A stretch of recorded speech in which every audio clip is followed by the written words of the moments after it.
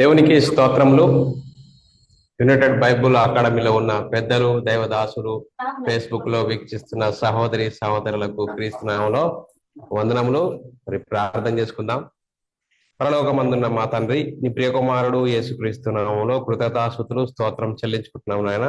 ఇంతవరకు సజీవులుగా ఉంచి నీ సన్నిధిలోనికి నడిపించి మమ్మల్ని సజీవులుగా ఉంచి నిన్ను ఆరాధించుకోవడానికి, నిన్ను కొనియాడడానికి ఇచ్చిన గొప్ప ధన్యత భాగ్యమును బట్టి కృతజ్ఞతాస్తుతులు స్తోత్రం చెల్లించుకుంటున్నాం నాయన. ఈ సమయంలో నీ వాక్యాన్ని పరిశీలించాలని ప్రయత్నపడుచుండగా నీ ఆత్మ సహాయం అనుగ్రహించండి. సహోదరి సహోదరులు అలా ఉన్నదో లేదో వాక్యాన్ని పరిశీలించి వాక్య ప్రకారంగా మా ఆత్మీయ జీవితంను కట్టుకొని నీకు మేమ తెచ్చే వారంగా, ఘనత తెచ్చే వారంగా ఉండే ధన్యత భాగ్యము మా అందరికీ అనుగ్రహించమని యేసుక్రీస్తు నామములో ప్రార్థన అడిగి వేడుకుంటున్నాం తండ్రి, ఆమెన్. మరి సహోదరి సహోదరులందరూ ఎలా ఉన్నారు? సంఘానికి వచ్చిన మనం అందరము సంతోషంగా ఆనందంగా ఉన్నామా? మరి సంతోషంగా ఆనందంగా ఉండాలి. ఎందుకంటే దేవుడు మనల్ని అందరినీ సజీవ లెక్కలో ఉంచుకొని ఆయన సన్నిధిలోనికి నడిపించి ఆయనను ఆరాధించుకొనడానికి, ఆయనను కొనియాడడానికి దేవుడు మనల్ని సజీవులుగా ఉంచి ఆయన సన్నిధిలోనికి నడిపించిన విధానమునకు దేవునికి కృతజ్ఞతాస్తుతులు స్తోత్రములు చెల్లించ బద్దులమై ఉన్నాము. సహోదరులమైన మనము ఒకరికొకరు వందనములు చెల్లించుకోవాలని బైబిల్లోని ఆత్మనియమము సూచిస్తుంది. దాన్ని మనము అర్థం చేసుకుంటూ అనుసరిస్తూ ముందుకు సాగుదాం. ప్రిలారా, ఈరోజు సంఘానికి వచ్చిన మనం అందరము చాలా అద్భుతమైన అంశం నేర్చుకుందాం. ఈరోజు అంశము మరి మనుషులందరి కొరకు ప్రార్థన చేయాలా చేయకూడదా అంశం. ఈరోజు మనము క్రైస్తవులైన మనము మనుషులందరి కొరకు ప్రార్థన చేయాలా చేయకూడదా అంటే ప్రిలారా, ఈ అంశంను పరిశీలన చేద్దాం. ఈ అంశంను బట్టి చాలా మంది కొంతమంది మరి వాక్యాన్ని చూపిస్తూ మరి ప్రార్థన చేయకూడదని బైబిల్ చెప్తుంది.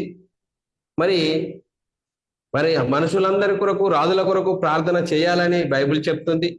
ఈ రెండిట్లో ఏది సరి అయినది, ఏది సరి అయినది కాదు అనేది మనము ఈరోజు పరిశీలన చేసుకుందాం ప్రిలారా. మరి దేవుని కృపను బట్టి మనల్ని సజీవులుగా ఉంచి ఆయన సన్నిధిలోనికి నడిపించి ఆయనను ఆరాధించుకోవడానికి, ఆయనను కొనియాడడానికి ఇచ్చిన భాగ్యమును బట్టి దేవునికి కృతజ్ఞతాస్తుతులు స్తోత్రములు చెల్లించుకుందాం ప్రిలారా. ప్రిలారా, మనము మరి క్రైస్తవులు అయిన మనకు గొప్ప పని అనేది మరి దేవుడు మరి అప్పగించాడు. సర్వలోకానికి వెళ్ళి సర్వ సృష్టికి సువార్తను ప్రకటించండి. మరి ప్రకటించి ఏం చేయాలా? ప్రకటించి మనము ప్రార్థన చేయాలా? తండ్రి, ఈరోజు వారికి మీ వాక్యాన్ని మేము అప్పచెప్పాము, తెలియజేశాము. మరి ఆ వాక్యం వాళ్ళ హృదయాల్లో కార్యసిద్ధి కలగజేసే విధంగా మీరు మీ కృపను అనుగ్రహించండి అని ప్రార్థన చేయాలి. చూడండి పిల్లరా, మనము యేసుక్రీస్తు జీవితంలో ఆలోచించినట్లయితే యేసుక్రీస్తు జీవితంలో కూడా యేసుక్రీస్తు పగలంతా మరి సువార్త చెప్పాడు, రాత్రి ప్రార్థన చేశాడు. మరి యేసుక్రీస్తు ఏమంటాడు? నేను రోగులనే పిలువచ్చేతిని కానీ మరి ఆరోగ్యం గల వారిని కాదు. మరి వైద్యుడు ఎవరికి అవసరము? రోగులకే వైద్యుడు అవసరము కానీ మరి ఆరోగ్యం గల వారికి కాదు. అందుకోసమే నేను పాపులను పిలువచ్చేతిని కానీ నీతిమంతులను పిలువ రాలేదు అని యేసుక్రీస్తు అంటున్నాడు పిల్లరా. మరి చూడండి పిల్లరా, యేసుక్రీస్తు జీవితంలో మనం ఆలోచించినట్లయితే మరి పగలంతా సువార్త చెప్పాడు, రాత్రి అంతా మరి తండ్రికి ప్రార్థన చేశాడు. మరి పిల్లరా, మరి మన బాధ్యత ఏంటి? క్రీస్తును విశ్వసించిన మనము, క్రైస్తవులముగా చెప్పుకుంటున్న మనకు ఒక గొప్ప బాధ్యత ఉన్నది. మీరు సర్వలోకానికి వెళ్ళి సర్వ సృష్టికి స్వార్థను ప్రకటించండి.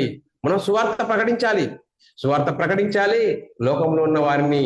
మరి సువార్త ప్రకటించిన తర్వాత ప్రకటించిన దానిని బట్టి తండ్రి, ఈరోజు మా సామర్థ్యమును బట్టి మేము సువార్త ప్రకటించాము. ఆ వాక్యము వారి హృదయాల్లో కార్యసిద్ధి కలుగజేయండి అని మనము ప్రార్థన చేయవలసిన బాధ్యత మన అందరి మీద ఉంది. కానీ పిల్లరా, దురదృష్టం ఏంటంటే పిల్లరా, మొదటి శతాబ్దంలోనే మరి అబద్ధ బోధకులు బయలుదేరారు. మొదటి శతాబ్దంలోనే అబద్ధ బోధకులు వెళ్ళారని లేఖనం చెప్తుంది. చూడండి పిల్లరా, మనం ఆలోచన చేద్దాం. 1 యోహాను రాసిన పత్రిక 4వ అధ్యాయం 1వ వచనంలో రాయబడిన మాట మనము చదువుకున్నట్లయితే, ప్రియులారా, అనేకులైన అబద్ధ బోధకులు అనేకులైన అబద్ధ ప్రవక్తలు లోకంలోనికి బయలువెళ్ళి ఉన్నారు గనుక ఏం చేయాలా? బయలువెళ్ళి ఉన్నారు కనుక మీరు ఏం చేయాలా? ప్రతి ఆత్మను నమ్మక ఆయా ఆత్మలు దేవుని సంబంధమైనవో కావో పరీక్షించుండి. చూడండి పిల్లరా, ఈరోజు మనం ఏం చేయాలట? ప్రతి ఆత్మను నమ్మక, ఆయన క్రైస్తవుడే అని నమ్మక, క్రైస్తవుని లక్షణాలు ఎలా ఉంటాయి, గుణ లక్షణాలు ఎలా ఉంటాయి, దాన్ని అన్నిటిని పరీక్షించి మరి పరీక్షించాలని చెప్తున్నాడు. చూడండి పిల్లారా, మరి పిల్లారా మనం ఆలోచన చేసినట్లయితే సాతాను తానే వెలుగుదూత వేషం వేసుకుని సంఘంలో ప్రవేశించాడు. మరి వాడు కూడా బైబిల్లో చూపెడుతున్నాడు ఏమని? మరి అందరి కోసం ప్రార్థన చేయకూడదు అంటున్నాడు. అందరి కోసము ప్రార్థన చేయకూడదు అంటున్నాడు. చూడండి పిల్లరా, మనం ఆలోచన చేయాలి ఈరోజు. మరి ఏంటి వారు చెప్తున్నది కరెక్టా? మరి బైబిల్లోని మరి కొత్త నిబంధనలో రాయబడిన సంగతులు కరెక్టా అనేది మనము ఆలోచన చేయాలి. బైబిల్లో 2 జనాంగాలు ఉన్నాయి పిల్లారా. బైబిల్ గ్రంథంలో 66 పుస్తకాలు ఉన్నాయి, 2 జనాంగాలు ఉన్నాయి. ఒకటి పాత నిబంధన, ఒకటి కొత్త నిబంధన. మనం ఆలోచన చేస్తే ఒకనాడు దేవుని జనాంగమైన ఇజ్రాయేలీలు ఉన్నారు. మరి నేడు క్రీస్తును విశ్వసించిన మనము క్రైస్తవులమైన దేవుని జనాంగం ఉన్నది. ఈ 2 జనాంగాలను బట్టి మనం ఆలోచన చేసినట్లయితే ప్రిలారా, మరి ఈ 2 జనాంగాలకు మరి ఒకనాడు దేవుని జనాంగమైన ఇజ్రాయేలీలకు ఏమి ఇవ్వబడ్డది? ధర్మశాస్త్రం ఇవ్వబడ్డది. మరి ఇప్పుడు నేడు కొత్త నిబంధన, క్రైస్తును విశ్వసించిన క్రైస్తవుల కొత్త నిబంధన మనకు ఇవ్వబడ్డది పిల్లారా. మరి పిల్లారా, మనం ఆలోచన చేసినట్లయితే నేడు సంఘంలో ఏం జరుగుతుందంటే, ఒకనాడు దేవుని జనాంగమైన ఇజ్రాయేలీలకు ఇవ్వబడిన చట్టము నేడు క్రీస్తు సంఘంలో చెప్పబడుతుంది. చూడండి పిల్లారా, ఎంత మోసం జరుగుతున్నది.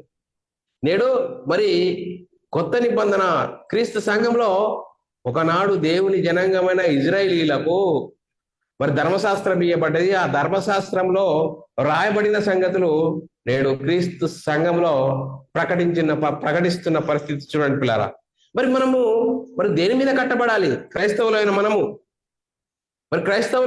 మనం అనుసరించవలసిన చట్టం ఎక్కడుంది బైబిల్ గ్రంథంలో? ఆలోచన చేసినట్లయితే పిల్లరా, చూడండి పిల్లరా, ఇది వాస్తవము. ఈ వాస్తవం తెలియక నేడు క్రీస్తు సంఘాలలో అన్ని ఏం చెప్తున్నాయి?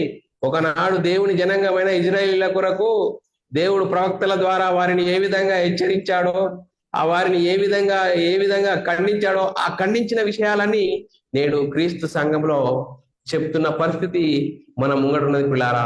మరి అనేకులమైన మరి బైబిల్ చదువుతున్నామా లేదా? ఆ బైబిల్లో ఎవరు రాశారు, ఎందుకు రాశారు, ఏ చట్టం రాయబడ్డది, ఆ చట్టం మనకు సంబంధించిందేనా? కొత్త నిబంధనకు సంబంధించిన క్రైస్తవులైన మనకు సంబంధించిన చట్టమేనా కాదా అని తెలియలేని పరిస్థితిలో సాతాను అయోమయ పరిస్థితిలో నేడు మరి చూడండి వాని నీతి పరిచారకుల వేసుకునే సంఘంలో ప్రవేశించాడు. ఈరోజు చూడండి పిల్లారా, పాత నిబంధన ధర్మశాస్త్రం ఎవరికి ఇవ్వబడ్డది? ఒకనాడు దేవుని జనాంగం అని ఇజ్రాయేలీకి ఇవ్వబడ్డది. వారికి ఇవ్వబడిన చట్టము నేడు క్రీస్తు సంఘంలో చెప్పడం ఎంతవరకు సబబు? ఆలోచన చేయండి. ఇది కరెక్టేనా? ఒకనాడు దేవుని జనాంగమైన ఇజ్రాయేలీలకు ఇవ్వబడిన ధర్మశాస్త్రము వారికి బోధించాలి. అది ఇప్పుడు వారికి బోధించకుండా వారికి బోధించవలసిన అవసరం వారికి అయిపోయింది. ఇప్పుడు ఎక్స్పైర్ అయిపోయింది. యేసుక్రీస్తు ధర్మశాస్త్రాన్ని కొట్టివేశాడు. క్రీస్తు సంఘంలో ఎప్పుడేం చేయాలి? అపోస్తులు ప్రవక్తలు వేసిన పునాది మీద మనం కట్టబడాలి. మరి క్రైస్తవులైన మనం అనుసరించవలసిన చట్టం బైబిల్ గ్రంథంలో ఎక్కడ ఉంది? అపోస్తుల కార్యం నుంచి మరి ప్రకటన గ్రంథం వరకు, అపోస్తుల కార్యం నుంచి ప్రకటన గ్రంథం వరకు క్రైస్తవుడు అనుసరించవలసిన చట్టం పిల్లారా. దీన్ని పక్కన పెట్టాడు. మరి ఒకనాడు దేవుని జనాంగమైన ఇజ్రాయేలీకి ఇవ్వబడిన కట్టడలు, ఆచారాలు, వ్యవహారాలని నేడు క్రీస్తు సంఘంలో చెప్తున్న పరిస్థితి చూస్తున్న పిల్లారా. ఎంత విచారకరం, ఎంత దయనీయ స్థితిలో మనం ఉన్నాము.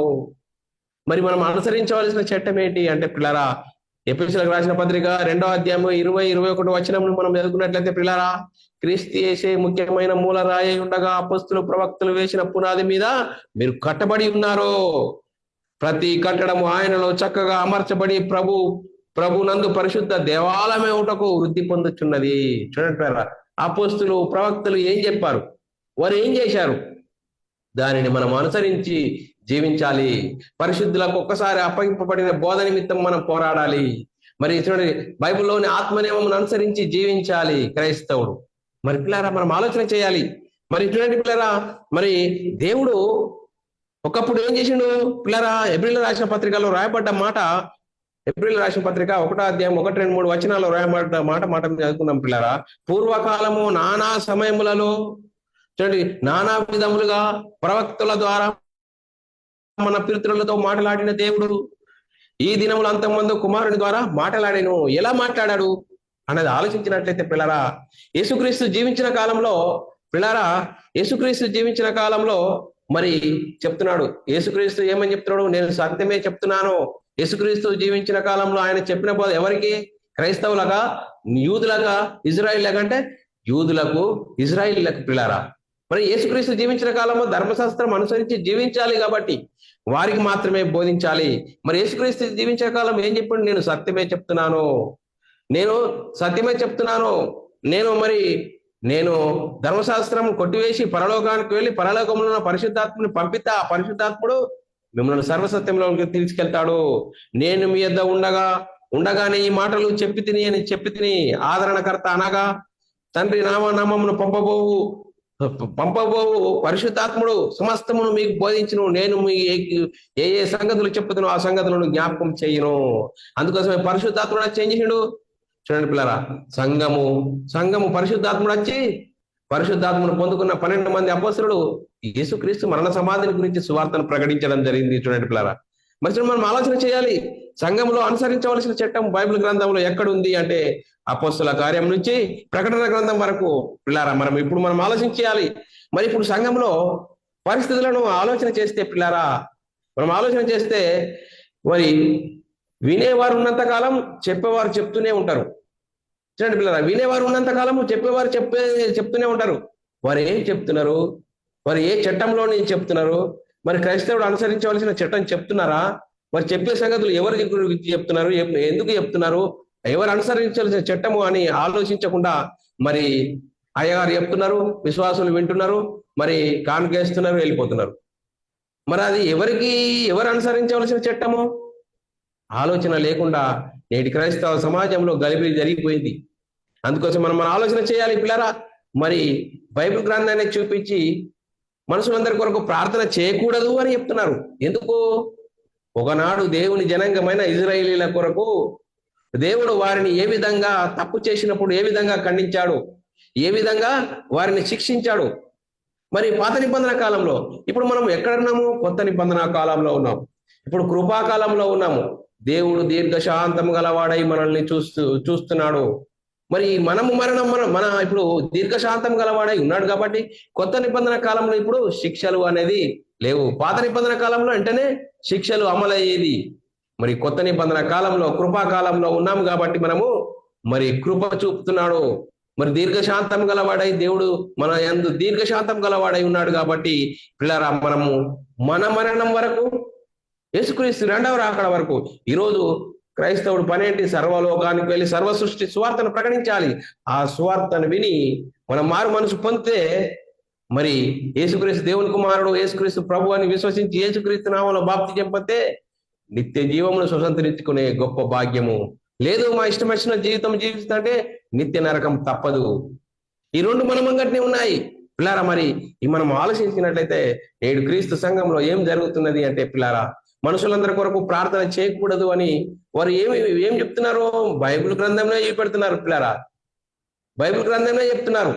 మరి ఒకనాడు దేవుని జనాంగమైన ఇజ్రాయేలీల కొరకు మరి దేవుడు ప్రవక్తల ద్వారా వారిని తప్పు చేసినప్పుడు ఏ విధంగా ఖండించాడు, ఆ విధానమును బట్టి ఆ సంగతులు, పాత నిబంధన సంగతులు నేడు క్రీస్తు సంఘంలో కొత్త నిబంధన కొత్త చట్టంలో ఉన్న మనము క్రైస్తవుడు అనుసరించవలసిన చట్టం చెప్పకపోగా పాత నిబంధన సంగతులు చెప్పి వారు పాతాళానికి వెళ్తున్నారు, మనల్ని పాతాళానికి తీసుకెళ్తున్నారు. చూడండి పిల్లారా, ఎంత భయంకరమైన పరిస్థితి మన ముంగటున్నది. మనం ఆలోచన చేద్దాము. మరి ఎందుకు ప్రార్థన, మనుషులందరి కొరకు ప్రార్థన చేయకూడదు అని చెప్తున్నారంటే ఏ సంగతులు చెప్తున్నారు? మనము ఏ సంగతులు చెప్తున్నారో ఆ సంగతులను మనము పరిశీలన చేద్దాం పిల్లారా. ఒకప్పుడు దేవుడు ప్రవక్త అయిన ఇర్మియా ద్వారా మాట్లాడుతున్నాడు. ఏమని? వారి మీద విసుగు కలిగి వారి గురించి నువ్వు ప్రార్థన చేయకు ఇర్మియా, వారి గురించి ప్రార్థన చేయకు, వారిని గురించి నాకు అసలు చెప్పకు, ఎందుకంటే నన్ను వాళ్ళు అసహించుకున్నారు, నేను చేసిన మేలును వాళ్ళు అర్థం చేసుకోలేక నాకు వ్యతిరేకంగా జీవించారు అని ఇర్మియాకు దేవుడు చెప్తున్నాడు పిల్లారా. మరి ఇర్మియా గ్రంథము 7వ అధ్యాయం 16వ వచనం చదువుకుందాం పిల్లారా. ఇర్మియా గ్రంథం 16వ అధ్యాయం 7వ అధ్యాయం 16వ వచనం పిల్లారా. కాబట్టి నీవు ఈ జనం కొరకు ప్రార్థన చేయకుము. చూడండి పిల్లారా, ఈ ప్రార్థన చేయకుము వారి కొరకు మొరనైనను ప్రార్థన చేయకుము, నన్ను బతిమాలు కొనకుము, నేను నీ మాట వినను అని ఇర్మియా గారు చెప్తున్నాడు. చూడండి పిల్లారా, ఇర్మియా గారు ప్రవక్త, దేవుని ఇజ్రాయేలీల కొరకు మరి దేవుని సంగతులు చెప్పేవారు ప్రవక్త. ఆ ప్రవక్తను దేవుడు ఏమంటున్నాడు, నువ్వు వారి కోసము రిక్వెస్ట్ చేయదు, ప్రార్థన చేయదు, బదిలాడుకోవద్దు, ఎందుకంటే వారు నా మాట వినలేరు అంటున్నాడు. చూడాల ఏ విధంగా? ఇర్మియా గ్రంథం 7వ అధ్యాయం 1, 2, 3 వచనాలు చదువుకుందాం పిల్లరా.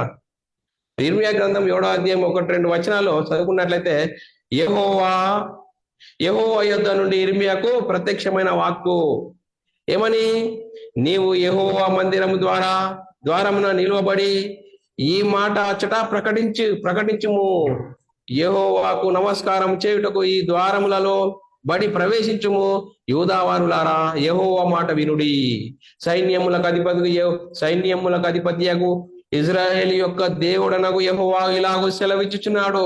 చూడండి పిల్లరా, ఎవరికి చెప్తున్నాడు? ఇజ్రాయేలీలకు దేవుడు చెప్తున్నాడు. సైన్యములకు అధిపతిగా యెహోవా, మరి ఇజ్రాయేల్ యొక్క దేవుడనగు యెహోవా ఇలాగూ సెలవిచ్చుచున్నాడు. ఏమని చెప్తున్నాడు? వారు నా పట్ల అసహ్యంగా ప్రవర్తించారు, నా మాట వినలేదు. అందుకోసమే ఇర్మియా గ్రంథము 7వ అధ్యాయము 8, 9 వచనాల్లో రాయబడ్డ 8, 9, 16 వచనాల్లో చాలా చక్కగా రాయబడ్డది, వారు దేవునికి ఎంతగా వ్యతిరేకంగా జీవించారు అని. ఇదిగో అబద్ధపు మాటలను మీరు నమ్ముకొనుచున్నారు. ఏమని నమ్ముకున్నారట? దేవుని మాట సత్యమైతే అబద్ధ మాటలు నమ్ముకుంటున్నారట. అవి మీకు నిష్ప్రయోజనములు.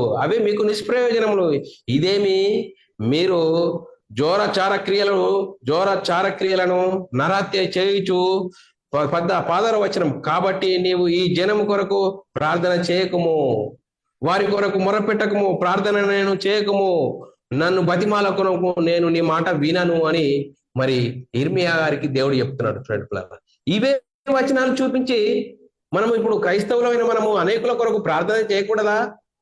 మన పనేంటి? సర్వలోకానికి వెళ్ళి సర్వ సృష్టికి సువార్తను ప్రకటించాలి. ఎవరి సామర్థ్యమును బట్టి వారు సువార్త ప్రకటించాలి, ప్రార్థన చేయాలి. తండ్రి, ఈ రోజు మా సామర్థ్యమును బట్టి మేము సువార్త ప్రకటించాము, ఆ సువార్త వారి హృదయాల్లో కార్యసిద్ధి కలగజేయండి అని మనము తండ్రికి ప్రార్థన చేయాలి. మరి ఇప్పుడు ఈ వచనాలు ఎవరిని గురించి రాయబడ్డాయి? ఒకనాడు దేవుని జనాంగమైన ఇజ్రాయేలీలు దేవుని పట్ల మరి దేవుని మాట వినకపోకుండా దేవునికి వ్యతిరేకంగా జీవించి దేవుని మాటకు వ్యతిరేకంగా జీవించినప్పుడు ఇర్మియా నువ్వు దేవుడు చెప్తున్నాడు, వారి కొరకు నువ్వు ప్రార్థన చేయకు, ఎందుకంటే నా మాట వినలేరు, నన్ను అసహించుకున్నారు. చూడండి పిల్లరా, దేవుని మేలును మర్చిపోయారు అని మరి ఇర్మియా గారికి దేవుడు చెప్తున్నాడు. ఈ మాటలు తీసుకొచ్చి నేడు క్రీస్తు సంఘంలో చెప్తున్నారు. ఎంత భయంకరమైన పరిస్థితి చూడండి పిల్లరా. మరి ఈ చూడండి పిల్లరా, మనం ఆలోచన చేయాలి. ఈ మాటలు క్రైస్తవులకు చెప్తున్న పరిస్థితి చూడండి పిల్లరా. ఈ మాటలు క్రైస్తవులైన మనకు చెప్తున్న పరిస్థితి. మరి ఇప్పుడు మనలు మరి చెప్పేవారు చెప్తూనే ఉన్నారు, వినేవారు వింటున్నారు, బైబిల్ చదువుతున్నారు, మరి కానుకెత్తున్నారు, పాట పాడుతున్నారు, వెళ్ళిపోతున్నారు. ఈ మాటలు ఎవరి కోసము, ఏ చట్టంలకు సంబంధించినవి అని ఆలోచన లేదా? ఆలోచన లేకుండా మరి భయంకరమైన పరిస్థితిలోకి వెళ్ళిపోయింది. చూడండి పిల్లరా, మరి సాతాను తానే వెలుగుదూత వేషం చేసుకుని సంఘంలో దొరికిపడ్డాడు. ఆది నుండి వాడు నరహంతకుడు, వాని ఎందు సత్యమే లేదు, వాడు అబద్ధం ఆడున్నప్పుడు తన స్వభావం అనుసరించే మాటలాడును, వాడు అబద్ధమునకు జనకుడు. సాతాను చూడండి పిల్లరా, అనేకులను మోసం చేస్తున్నాడు, మోసం చేసి సంఘంలో జరపడ్డాడు. మనం ఆలోచన చేయాలి. ఈ రోజు సంఘానికి వెళ్ళాము, సంఘంలో చెప్పబడిన వాక్యము ఎవరు చెప్పారు, ఎందుకు చెప్పారు? నాడు దేవుని జనాంగమైన ఇజ్రాయేల్ కొరక, మరి క్రైస్తవులైన మన కొరకమా? మనం ఆలోచన లేదా? ఆలోచన చేయకూడదా? ఆలోచన చేయాలి పిల్లల. అలా ఆలోచన చేస్తేనే మన ఆత్మీయత స్థితి అనేది మనము కట్టుకుంటాము. లేకుంటే అత్తున్న పోతున్న శిల్గల కోలికి రాగు బండరుగా అనే పాట పాడినట్టుగా అక్కడ రావడం పోవడం, ఇదేంటి? సంఘానికి రావడం పోవడం ఏంటి? నువ్వు వస్తున్నావు, ఈరోజు ఏం నేర్చుకున్నావు అనేది నిన్ను నువ్వు ప్రశ్నించుకోవాలి. ఈరోజు రావడం ద్వారా ఏం నేర్చుకున్నాము? అబ్బా, ఇంత మోసం జరుగుతున్నదా? పాత నిబంధన సంగతులు, మరి యేసుక్రీస్తు జీవించిన కాలంలో కూడా సంగతులు ఈరోజు క్రీస్తు సంఘంలో చెప్పబడుతున్నాయా? మరి అపొస్తలుల ప్రవక్తలు వేసిన పునాది చెప్పట్లేదా? చెప్పట్లేదండి. అపొస్తలులు ప్రవక్తలు వేసిన పునాది చెప్పట్లేదు. నేను పాత నిబంధన చరిత్రలు, పాత నిబంధన వారి అనుసరించిన జీవిత చరిత్రలు చెప్తున్నారు. చూడండి పిల్లలు, మరి ఎక్కడున్నాం మనం? మరి మనల్ని మనం ఆలోచన చేసుకోవాల్సిన అవసరము ఎంతైనా ఉంది. అందుకోసమే ఇర్మియా గ్రంథము 11వ అధ్యాయం 14వ వచనంలో రాయబడిన మాట మనం చదువుకుందాము. ఇర్మియా, నువ్వు వారి కోసం ప్రార్థన చేయకు, వారి గురించి విజ్ఞాపన చేయకు, కావున నీవు ఈ ప్రజల నిమిత్తం ప్రార్థన చేయకుము. చూడండి పిల్లరా, ఆ ప్రజల నిమిత్తం ప్రార్థన చేయకము, వారి నిమిత్తం మొర్రపెట్టకము, ప్రార్థన చేయకము. వారు తమ కీడును బట్టి నాకు మొర్ర పెట్టినప్పుడు నేను వినను, అసలు నేను వినను అంటున్నాడు. చూడండి పిల్లరా, దేవుడు వాడి విషయంలో చాలా చక్కటి డిసిషన్ తీసుకున్నాడు. ఎందుకంటే నన్ను అసహించారు, నన్ను బాధ పెట్టారు అన్నది. చూడండి పిల్లరా, ఇర్మియా గ్రంథము 14వ అధ్యాయము 11, 12 వచనాల్లో రాయబడిన మాట చదువుకుందాం పిల్లరా. మరియు యెహోవా నాతో ఇట్లా, నేను మేలు కలుగునట్లు ఈ ప్రజల నిమిత్తం ప్రార్థన చేయకుము. మరి ఏమంటే ఇంకా 12వ వచనం, వారు ఉపవాసం చేయనప్పుడు నేను వారి మొరను వినను, వారు దహన బలి నైవేద్యంను అర్పించినప్పుడు నేను వాటిని అంగీకరించను. ఖడ్గం వలనను క్షేమం వలన తెగులను వారిని నాశనం చేయును. చూడండి పిల్లరా, వారిని నాశనం చేయును. దేవునికి ఎంత కోపం అండి ఆ మాటలు మాట్లాడడం. ఒకనాడు దేవుని జనాంగమైన ఇజ్రాయేలీల పట్ల దేవుడు ఏ విధంగా వారిని నడిపించాడు. పాలుస్తీనను ప్రయించు పాలస్తీనకు మరి ఎండకు ఒక మేఘస్తంభం గాను, రాత్రి అగ్నిస్తంభం గాను, వారి చెప్పులు మరి అరగలేదు, బట్టలు మాయలేదు. ఒకప్పుడు ఎక్కడి నుండి ఐగుప్తు కొలువులో నుంచి వారిని నడిపిస్తే వారు దేవునికి శత్రువులుగా ఏ విధంగా అయ్యారండి. చూడండి పిల్లరా, మనం ఆలోచన చేయాలి. మరి ఇప్పుడు మనము ఆ సంగతులు క్రైస్తవులకు అవసరమా? క్రైస్తవులకు అవి పెట్టి వారి ఇప్పుడు ఈ రోజు బయట ఉన్న వారి కోసం ప్రార్థన చేయొద్దు అని చెప్తున్నారు. ఇది ఎంతవరకు కరెక్ట్? ఎవరితో చెప్పుతున్న సంగతులు, ఎవరికి చెప్పబడిన సంగతులు? క్రైస్తవులకు చెప్పవలసిన సంగతులు చెప్పకపోగా పాత నిబంధన సంగతులు, ఒకనాడు దేవుని జనంగా మన ఇజ్రాయిలీకి ఇచ్చిన ధర్మశాస్త్ర సంగతులు మనకు చెప్పి మనల్ని మోసం చేస్తున్నాడు సాతాను. మరి వాడి సాతాను కుయుక్తులను మనం తెలుసుకోవాలి. అందుకోసమే మనం ఆలోచన చేయాలి. మరి కొత్త నిబంధన గ్రంథంలో ఏం రాయబడ్డది? అందరి కోసం మనం ప్రార్థన చేయాలని రాయబడ్డది. చూడండి పిల్లరా, కొత్త నిబంధన సంగతులు మనం ఆలోచన చేద్దాం పిల్లరా. మరి కొత్త నిబంధన రాయబడిన సంగతులు, మీలో ప్రతివాడు తాను శోధింపవాడు నేనేమో అని తన విషయంలో చూసుకొనుచు సాత్వికమైన మనసు గలవై అట్టి వారిని మంచి దారికి తీసుకొని రావాలి. చూడండి పిల్లరా, మనము లోకంలో ఉన్న వారిని మంచి దారికి తీసుకురావాలంటున్నారు. ఎందుకు? మనం మంచి దారికి తీసుకొచ్చినప్పుడు మీరు ఏ విధంగా ఉండాలా? తాను శోధింపబడుదునేమో అని మనం తెలివిగా మనం ఏం చేయాలా? ఇప్పుడు ఈ రోజు సర్వలోకానికి వెళ్ళి సర్వ సృష్టికి సువార్తను ప్రకటించాలా. సువార్త ప్రకటించకుండా దుర్వార్త ప్రకటిస్తే ఏమైతుంది? సమస్యలు వస్తాయి. వాక్యం చాలా చక్కగా చెప్తున్నది. సర్వలోకానికి వెళ్ళి సర్వ సృష్టికి సువార్తను ప్రకటించండి, ప్రార్థన చేయండి, మీ పని. మీరు సువార్త కాక దుర్వార్త చెప్పి అనవసరమైన సమస్యలలో ఇరుక్కువద్దు అని లేఖనం చెప్తున్నది. గలతీయుల రాసిన పత్రిక 6వ అధ్యాయం 1వ వచనంలో రాయబడిన మాట మనం చదువుకుందాం పిల్లరా. సహోదరులారా, ఒకడు ఏ తప్పిదంలోనైనా చిక్కుకొని ఆత్మ సంబంధులైన మీలో ప్రతివాడు తాను శోధింపబడుదునేమో అని తన విషయంలో చూసుకొని సాత్వికమైన మనస్సుతో అట్టి వారిని మంచి దారికి తీసుకొని రావలేను. చూడండి పిల్లరా, అట్టి వారిని మంచి దారికి తీసుకొని రావలేను. అంతేకాదు యూదా రాసిన పత్రిక 1వ అధ్యాయం 23వ వచనంలో రాయబడిన మాట ఏమని రాయబడ్డది? అగ్నిలో నుండి లాగినట్లు కొందరిని రక్షించుడి.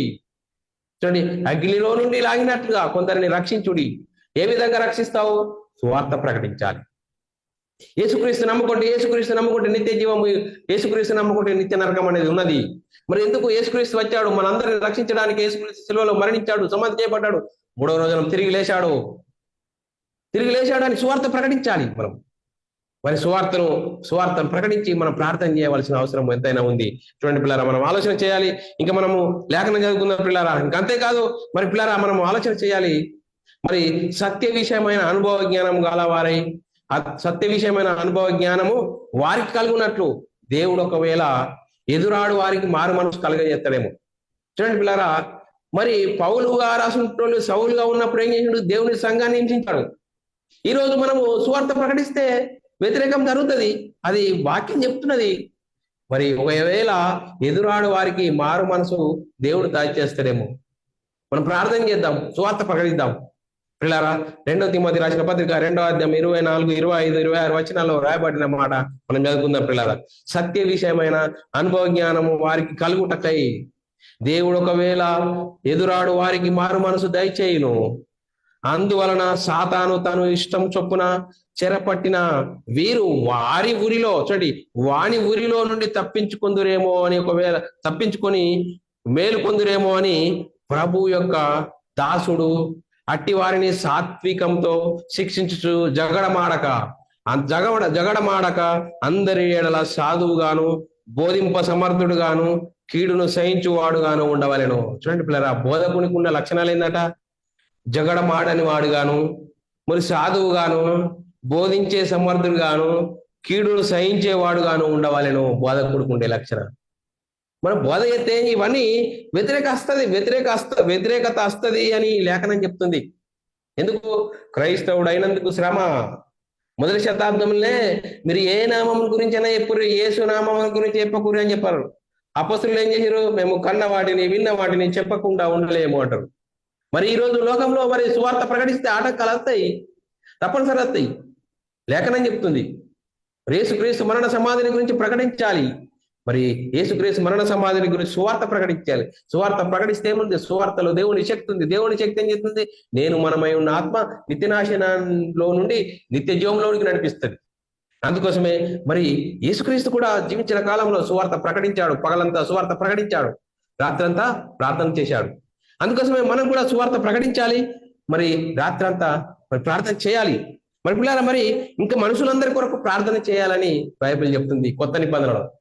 చిన్న పిల్లరా, మనుషులందరి కోసం ప్రార్థన చేయొద్దు అని పాత నిబంధన కాలంలో ఒకనాడు దేవుని జనాంగమైన ఇజ్రాయేళ్ల గురించి ఇర్మియాకు దేవుడు చెప్తున్నాడు, వారి గురించి ప్రార్థన చేయకు, వారి మొరపెట్టకు, వాళ్ళ మాట అసలు నేను వినను, ఎందుకంటే నన్ను విసికిచ్చారు.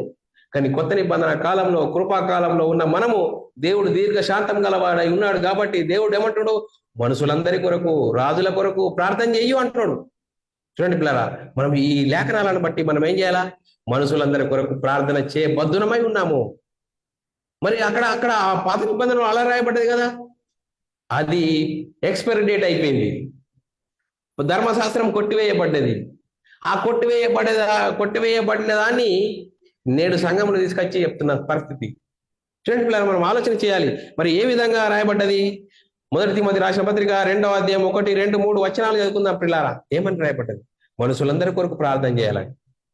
మనము సంపూర్ణ భక్తియు మాన్యత కలిగి నెమ్మదిగాను సుఖముగాను బ్రతుకు నిమిత్తము అన్నిటికంటే ముఖ్యంగా మనుషులందరి కొరకు, చూడండి, అన్నిటికంటే ముఖ్యంగా మనుషులందరి కొరకు, రాజుల కొరకును అధికారుల కొరకును విజ్ఞాపనలను, ప్రార్థనలను, యాచనలను, కృతజ్ఞతాస్తుతులు చేయవలని హెచ్చరించుచున్నాను. ఇది చేయడం ఏందట? ఇది మంచిదియు మన రక్షకుడగు దేవుని దృష్టికి అనుకూలమునై ఉన్నది. చూడండి పిల్లరా, కొత్త నిబంధన కాలంలో ఆచారికలు ఏమైపోయింది? కృపాకాలంలో మనము దేవుడు దీర్ఘశాంతం గలవాడై ఉన్నాడు, మనల్ని చూస్తున్నాడు. ఒకవేళ ఎదురాడు వారికి మారు మనసు దేవుడు దయచేస్తాడు. మనం ఏం చేయాలా? సువార్త ప్రకటించాలి. మానక సువార్త ప్రకటించాలి. యేసుక్రీస్తు నమ్ముకుంటే ఏంటి? నిత్య నరకం నుంచి నిత్య జీవంలోనికి దాటుతావు. నేను మనమై ఉన్న ఆత్మ రక్షింపబడుతుంది. యేసుక్రీస్తు ఎందుకు వచ్చాడు? మనల్ని తండ్రి యొద్దకు తీసుకెళ్ళడానికి వచ్చాడు. మనల్ని పరలోకములో ఉన్న తండ్రి యొద్దకు తీసుకెళ్ళడానికి వచ్చాడు. మరి ఈ లోకమైంది? లోకము శరీరాశ, నేత్రాశ, జీవటమ్మాన్ని చూపిస్తున్నాడు సాతాను. తిను, తాగు, సంతోషించము, ఇదే నీ జీవితం అంటున్నాడు సాతాను. మరి ఇదే జీవితం అని సాతాను పెడుతున్నాడు. ఇంకా సాతాను ఏం చెప్తున్నాడు? మరి అనేకుల నీతి పరిచారకుల వేషం వేసుకొని సంఘంలో దొరబడి ఒక పాత నిబంధన సంగతులు క్రీస్తు సంఘంలో చెప్పురు. ఎందుకంటే వాళ్ళు పరలోకం పోవద్దు, పాతాళమే పోవాలా అని సాతాను వాడు వెలుగుదూత వేషం వేసుకుని సంఘంలో ఎవరు చూడబడి ఏం చేసిండు? ఒకనాడు దేవుని జనాంగమైన ఇజ్రాయేళ్ల కొరకు మరి చెప్తున్న సంగతులు, ఇర్మియా వారి కొరకు ప్రార్థన చేయకు, వారి గురించి పొరపెట్టకు, నేను వినను అని దేవుడు చెప్తున్నాడు ఇజ్రాయేళ్ల గురించి.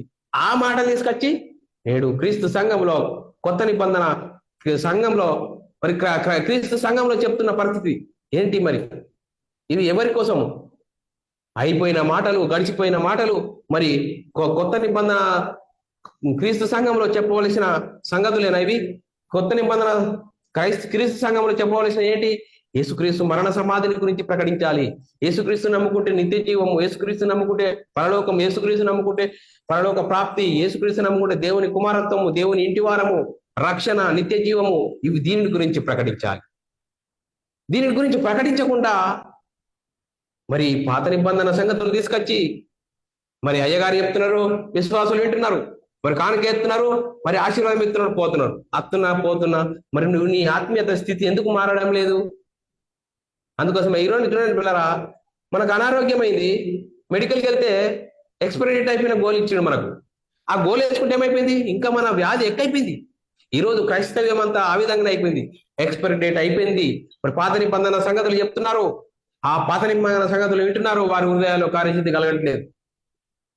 కాలశుద్ధి కలగకపోవడా ఈ సమాజంలో ఏం చెప్పాలా అనేది కాకుండా వ్యతిరేకంగా సువార్తకు ఆటంకాలుగా తయారవుతున్న పరిస్థితి, చాలా భయంకరమైన పరిస్థితిలో నేటి క్రైస్తవ సమాజం ఉన్నదని చెప్పడంలో అతిశయోక్తి లేదు.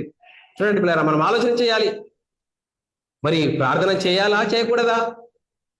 ఒకనాడు దేవుని జనాంగమైన ఇజ్రాయేల్ కొరకు ఇర్మియాకు చెప్తున్నాడు, వారి గురించి ప్రార్థన చేయకు, మొర్రపెట్టకు, వారు నాకే వ్యతిరేకంగా తిరుగుబాటు చేశారు అని చెప్పారు. వారి మాటలు తీసుకొచ్చి నేడు క్రీస్తు సంఘంలో చెప్పడము సరి అయినది కాదు. మరి క్రీస్తు సంఘంలో కొత్త నిబంధన కాలంలో, కృపాకాలంలో ఏమని చెప్తుంది? మనుషులందరి కొరకు ప్రార్థన చేయాలి, రాజుల కొరకు ప్రార్థన చేయాలి. ఏం చేయాలా? మనం సువార్త ప్రకటించాలా, రాజుల కొరకు, మనుషులందరి కొరకు. అందరూ మంచిగా ఉండాలి, అందరూ మరి సువార్తను విని సువార్త వైపు ఆలోచించి సువార్త ద్వారా మరి దేవుని రాజ్యాన్ని చేరాలని ప్రార్థన చేయాలి. చూడండి పిల్లరా, మనుషులందరి కొరకు ప్రార్థన చేయాలని లేఖనం చెప్తుంది. ఇది మంచిదియు మన రక్షకుడు దేవుని దృష్టికి అనుకూలమై ఉన్నది. ఇది అనుకూలమై ఉన్నది. ఇది అర్థం కాకుండా సాతాను అయోమయ పరిస్థితిలో నేడు క్రైస్తవ సమాజాన్ని అందరూ చూడండి పిల్లరా చాలా ప్రయాసపడుతున్నారు, కష్టపడుతున్నారు, సువార్త చెప్తున్నారు. కానీ చూడండి పిల్లరా, ఒకనాడు దేవుని జనాంగమైన ఇజ్రాయేల్ గురించి పౌలు గారు ఏం చెప్తున్నాడు? వారు ఆసక్తి గల వారే ఉన్నారు, వారిని గురించి పౌలు గారు వారు రక్షణ పొందాలని అభిలాష అంటున్నాడు. వారు అనుసరించేది వారు జ్ఞానానుసారంగా అనుసరిస్తలేరు, వారు అనుసరించేది వాక్యానుసారమైంది కాదని పౌలు గారు సాక్ష్యం చెప్తున్నాడు. మరి ఈ రోజు అపొస్తలుల ప్రవక్తలు వేసిన పునాది మీద మనం కట్టబడుతున్న పునాది ఏంటి? అపొస్తలుల ప్రవక్తలు దేని గురించి ప్రకటించారు? యేసుక్రీస్తు మరణ సమాధిని గురించి ప్రకటించారు, సువార్త ప్రకటించారు, సువార్త కోసం ఓర్చుకున్నారు, దెబ్బలు పడ్డారు, హింసలు పొందారు. ఇవన్నిటిని మనం చేయాలి. అందుకోసమే మరి మనం ఈ రోజు అంశం ఏంది? మనుషులందరి కొరకు ప్రార్థన చేయాలా చేయకూడదని పాత నిబంధనలో రాయబడిన సంగతులు తీసుకొచ్చి మనకు చెప్తున్నారు. మనోళ్ళు ఏమంటారు? వారి గురించి ప్రార్థన చేయదని మనల్ని వాక్యం తెలగా. మరి కొత్త నిబంధన కాలము, కృపాకాలము, దేవుడు దీర్ఘశాంతం గలవాడై ఉన్నాడు, మనకు దీర్ఘశాంతం గలవాడై మనల్ని చూస్తున్నాడు. అందుకోసమే మన మరణం వరకు, యేసుక్రీస్తు రెండవ రాకడ వరకు మనకు మారు మనసు కలిగే విధంగా మరి మానవ మనసు కలిగి మరి దేవుని రాజ్యం చేరే గొప్ప ధన్యత దేవుడు మనం ఉంచాడు పిల్లారా. మరి మన పని ఏంటి? మనుషులందరి కొరకు ప్రార్థన చేయాలా, రాజుల కొరకు ప్రార్థన చేయాలా. మన పని ఏంటి? సర్వలోకానికి వెళ్ళి సర్వ సృష్టికి సువార్తను ప్రకటించాలి. ఆ సువార్త విని వారు ఒకవేళ దేవుడికి ఎదురాడు వారికి మారు మనసు కలుగజేస్తాడని లేఖనం చెప్తుంది. మరి పిల్లారా, మరి ఈ రోజు మనము అంశం ఏం నేర్చుకున్నాము? మనుషులందరి కొరకు ప్రార్థన చేయాలా చేయకూడదా? మరి చేయాలని కొత్త నిబంధన చట్టం, మరి ఆ కొత్త నిబంధన చట్టంను మనం అర్థం చేసుకుని మనుషులందరి కొరకు ప్రార్థన చేద్దాం, రాజుల కొరకు, అందరి కొరకు ప్రార్థన చేసి అందరూ అంతటా మారు మనసు పొందాలని దేవుడు దీర్ఘశాంతం గలవాడై చూస్తున్నాడు పిల్లారా. మరి మనం ఏం చెప్తున్నాం? మన పని కూడా మనం సర్వలోకానికి వెళ్ళి సర్వ సృష్టికి సువార్తను ప్రకటిద్దాం. మరి దేవుడు అనుగ్రహించే గొప్ప భాగ్యాన్ని పొందుకుందాం. చెప్పబడిన వాక్యం ప్రతి ఒక్కరి హృదయంలో నీరు గట్టి ఫలింప చేయను గాక. ఆమెన్. అందరికీ వందనములు, దేవునికి స్తోత్రములు.